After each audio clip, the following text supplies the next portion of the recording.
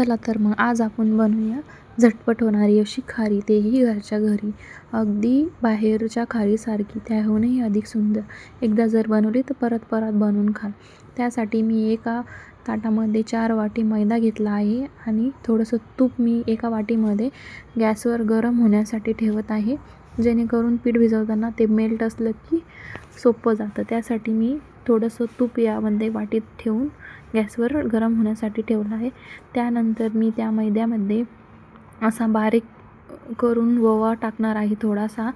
त्यानंतर थोडेसे जिरे टाकणार आहेत, थोडेसे असे हाताने चोळून टाकायचे, जेणेकरून टेस्ट छान येते. आणि चवीप्रमाणे मीठ आणि थोडासा बेकिंग सोडा मी यामध्ये ॲड करणार आहे.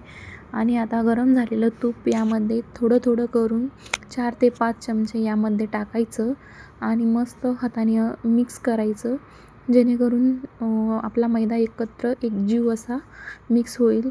कुठेही गोळे राहता कामा नाही, जेणेकरून आपल्याला पीठ भिजवताना हाताला गोळे लागणार नाही आणि आपला पिठाचा गोळा एकदम मऊ असा मळला जाईल. म्हणजे लाटताना आपल्याला त्या पिठामध्ये असे गोळे वगैरे काही लागणार नाही. बघू शकता तुम्ही, अशाप्रमाणे आपण मस्तपैकी आपलं पीठ एकजीव करून घेणार आहे त्या तुपामध्ये.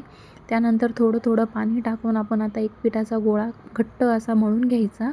बघू शकता तुम्ही, माझा गोळा रेडी आहे. आता याला अर्ध्या तासासाठी रेस्टला ठेवायचं. त्यानंतर एका वाटीमध्ये थोडासा मैदा आणि पाणी मिक्स करून घ्यायचं आपल्याला त्या पोळीला लावण्यासाठी मैद्याच्या. त्यानंतर मी एकीकडे गॅस चालू करून कढाईमध्ये तेल गरम होण्यासाठी ठेवत आहे. आता मी यामध्ये तेल टाकून तेल गरम होण्यासाठी ठेवत आहे आणि तुम्ही बघू शकता, अशा प्रकारे त्या पिठाच्या गोळ्यातून एक छोटासा गोळा घेऊन असा गोल असा पोळपाट व्यवस्थितपणे मळून आणि त्याला लाटून घ्यायचा आहे. पोळीच्या आकाराचा आपण तो अगोदर लाटून घेणार आहे.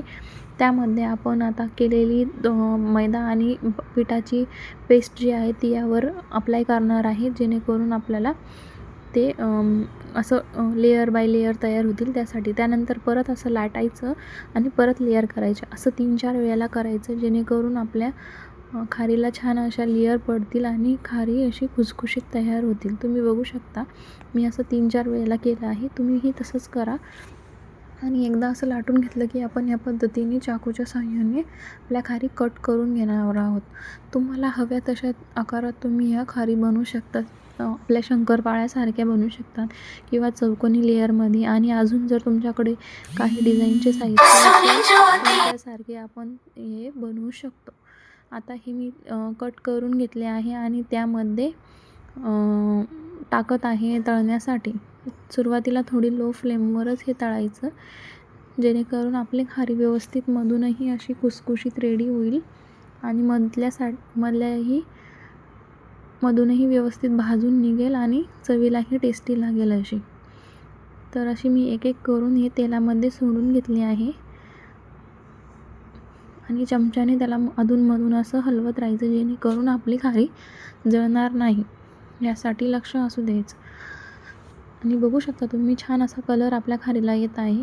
एकदा नक्की ट्राय करा, खूप छान होते. लहान मुलं तर खूप आवडीने खातात. तर रेडी आहे मंडळी आपली घरच्या घरी असलेली खारी, आणि चहा सोबत तर एकच नंबर लागते.